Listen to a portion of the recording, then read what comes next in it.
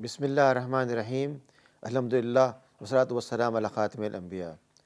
20th of Ramadan has great significance for us, not only because of fasting, but because of very historic event. This is the day of the conquest of Makkah, a place which was dear to not only Prophet, but his grandfather, Sayyidina Ibrahim.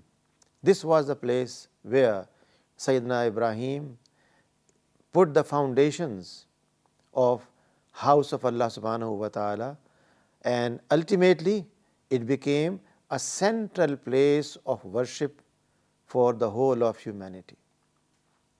The conquest of Makkah brings many lessons to us.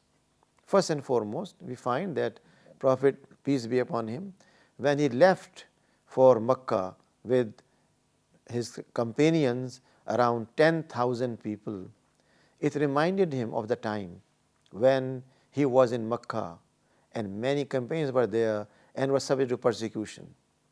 And ultimately, they had to leave Makkah for Medina. Now, with enormous number of followers, the same Prophet, peace be upon him, who was forced to leave his birthplace and the central place of Allah's house, Makkah, Masjid Haram, now he was in a position to come back with a large number of people. This was a great moment for him.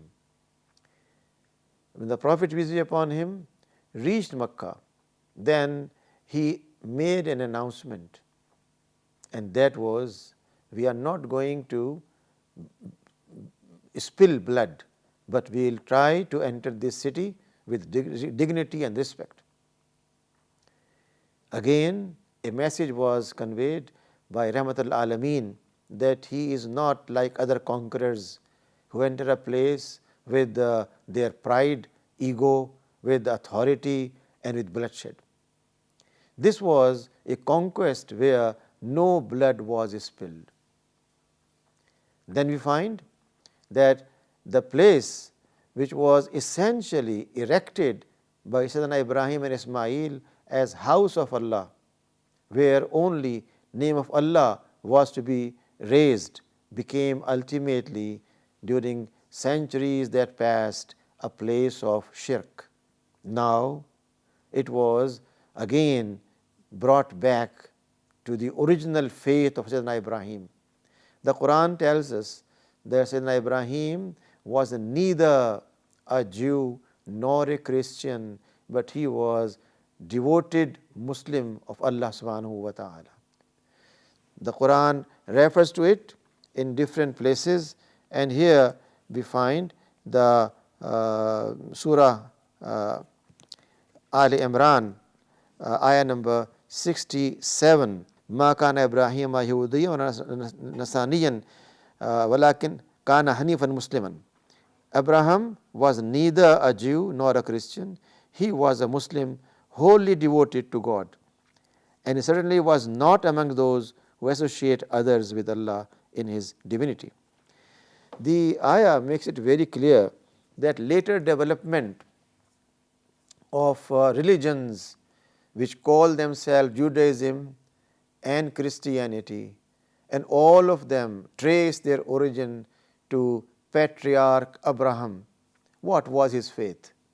He was neither Jew nor Christian, but he said in simple words, I have turned my face towards Allah, who is my only Rabb.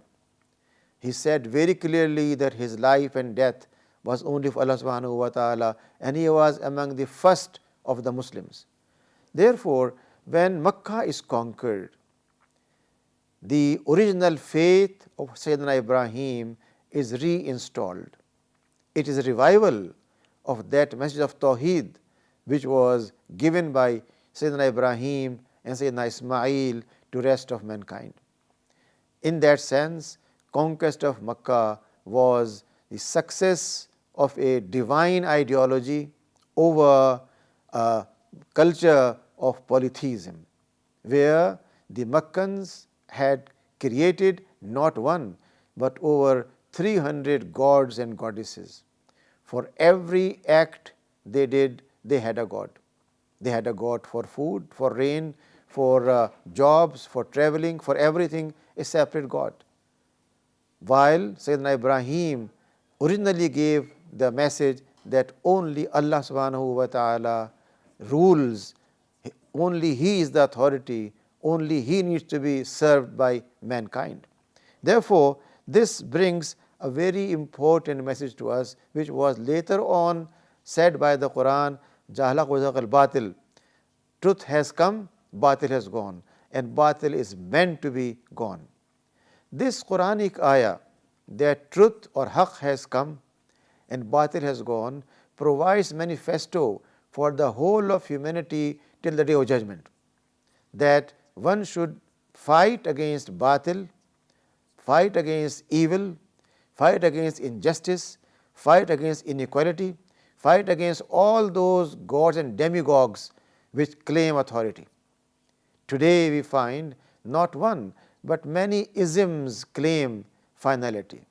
Capitalism claims it is the ultimate ideology for the people. Fascism claims that dictatorship is the only solution. But Islam tells us that neither capitalism nor fascism nor monarchy can save mankind.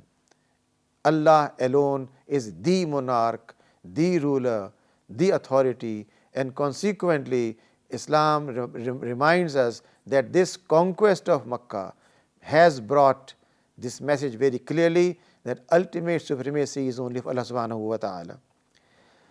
The Quran also tells us that when Prophet peace be upon him came to Makkah as conqueror, he used certain words for those who were thirsty for his blood.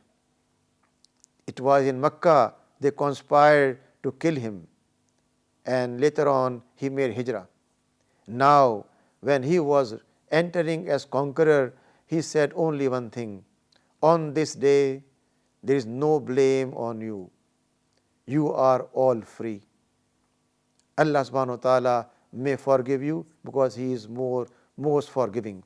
These were same words which were said by Sayyidina Yusuf to his brothers when they ultimately came and bowed down and discovered that the one who was perhaps killed by them because they left him in a blind well is now the ruler of Egypt, and they are in front of him. He had full authority, but he said, today you are not to be blamed for anything, and I have forgiven you. This vast-heartedness, open-heartedness, wide-heartedness of the Prophet, peace be upon him, becomes a hallmark of his being Rahmatul Alameen. And this tells us that the Prophet, peace be upon him, have left for us an uswa, an example in which when we overcome our enemy, we should be having a much kind and generous approach, and not a matter of taking revenge. Islam creates this psyche, this understanding, and the month of fasting particularly creates this habit of sabr, forgiveness, af and maghfirah. One of those dua or supplication we are advised by the Prophet, peace be upon him, in Ramadan is, Allah subhanahu wa ta'ala, you are all forgiveness. Innaka afuun kareemun tuhibbil af fa'afu anni. The same thing of af and darguzar, af and forgiveness, af and maghfirah was said by the Prophet, peace be upon him, on this day of conquest of Makkah. May Allah subhanahu wa ta'ala help us in understanding these events, their importance and their application in our life today. If we today apply those principles, we can change our society, we can change our attitudes, we can bring more peace and love in mankind. Wa rabbil alamin.